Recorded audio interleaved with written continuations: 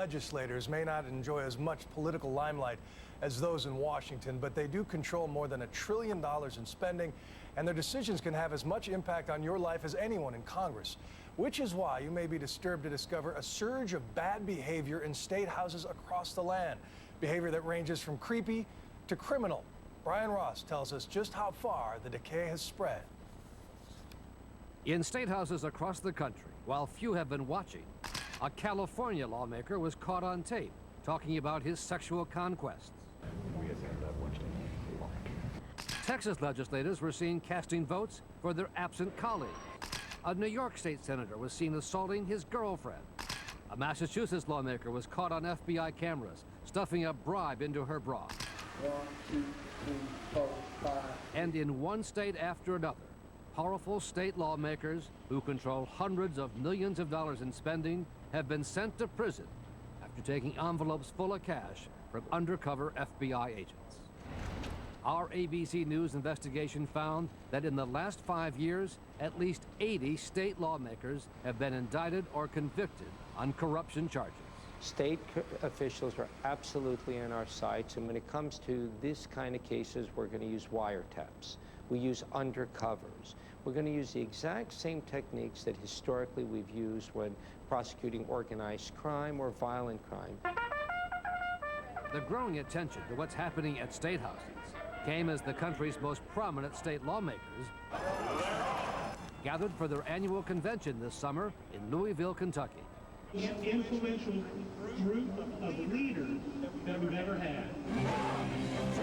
And over the course of 4 days, the influential leaders from 50 states and Puerto Rico allowed themselves to be wined and dined and entertained by big corporations, labor unions, and lobbyists. Like bees to honey, lawmakers drawn to money and the good times it can buy, all perfectly legal. There's one thing you can say about Louisville, Kentucky, is that they know how to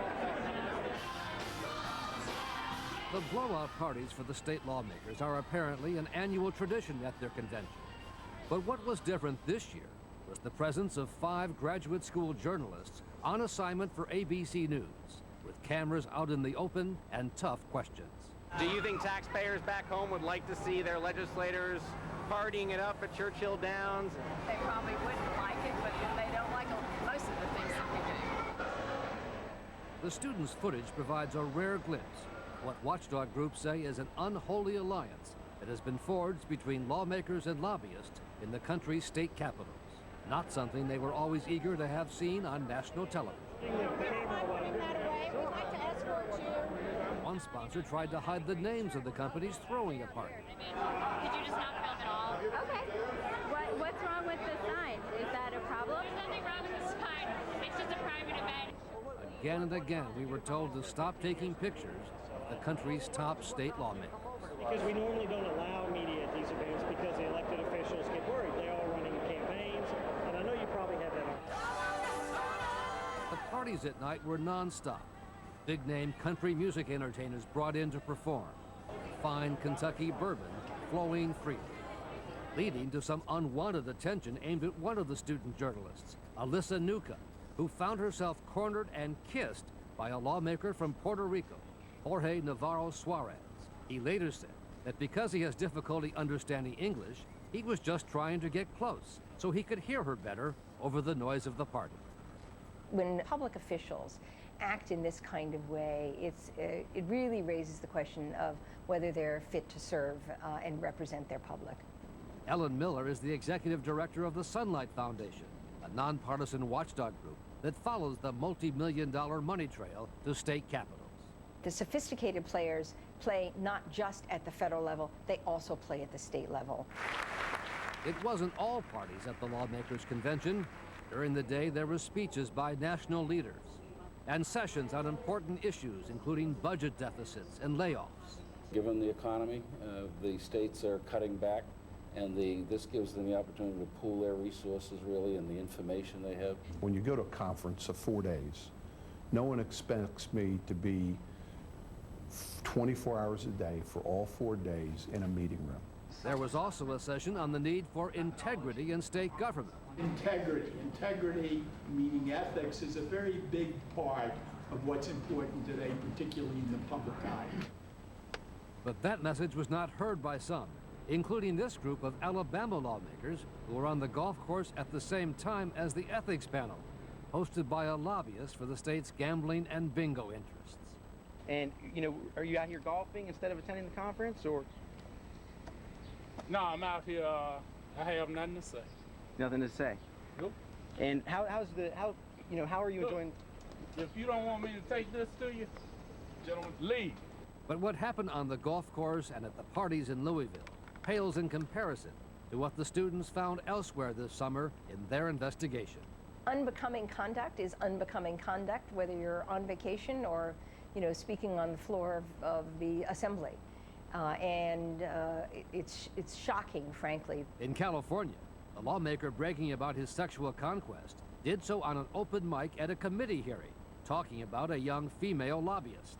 Let me give you the spanker. You are? Yeah, I like that. The New York State senator, caught on tape assaulting his girlfriend, was kicked out of office and just yesterday indicted on separate charges of corruption. In Massachusetts, 3 successive speakers of the House have been indicted or convicted, not to mention the lawmaker who took a bribe from an FBI undercover and stuffed the cash in her bra. I was dancing with my darling to the Tennessee Waltz. But by far the biggest State House corruption case in recent years was in Tennessee. Named after the state's signature song, Operation Tennessee Waltz revealed a shameful culture of corruption inside the State House in Nashville. 6, 7, 8, 9, 10. Undercover FBI cameras were rolling as 5 of the state's leading politicians accepted envelopes full of cash from an undercover FBI agent. It made me heartsick every time I gave them an envelope full of cash. There was no joy in bringing down state representatives or senators. And the price of corruption is high. In New Jersey, the FBI found one state lawmaker taking a bribe so developers could build on the state's Barnegat Bay, one of the most endangered estuaries in the country. If someone pushes hard enough, they always get their permit, no matter how bad the project is, no matter how much it hurts the environment. In an exchange recorded in Atlantic City at a Morton steakhouse, New Jersey Assemblyman Daniel Van Pelt does business with an FBI undercover operative posing as a developer, offering $10,000 in cash to help get building permits along the bay. Would you like to know what I can do for you, sir? Well, I want to, get you on my team. Little something to start. Well, I'll hold on to it, but I don't know what I'm going to do with it. Okay. But, that's like we spoke about, 10,000. I'm going to hold on to it. Okay. And I don't know what I'm going to do with it. That's fine. I like it. You're my to be man. honest with you, I do it for free. The lawmaker later deposited the $10,000 in his checking account. Now convicted and awaiting sentencing, Van Pelt told Carnegie fellow Kevin Morris he didn't mean to take a bribe, it just happened so fast. I think we were going to Valley Parking, and he kind of thrust the envelope on me, and boy, I wish you just don't slow things down in your mind like that, because you don't have that criminal mentality. I mean, who thinks that someone's going to try to bribe a public official? But federal prosecutors say it happens all the time. Earlier this month, a federal grand jury in Alabama indicted 4 state lawmakers and 7 others connected to the state's gambling interests. All have pleaded not guilty. Senior Justice Department officials say similar cases around the country are in the works. Our investigation found that state ethics rules vary widely. In some states, lobbyists are not permitted to give as much as a cup of coffee or a low-cost meal to a lawmaker. But in Alabama, by contrast, a lobbyist can give a lawmaker $250 a day without even reporting it. That's $90,000 a year, all completely legal. Sometimes, Bill, the scandal is not what's illegal, but what's legal. Brian Ross with another eye-opening investigation. Our thanks.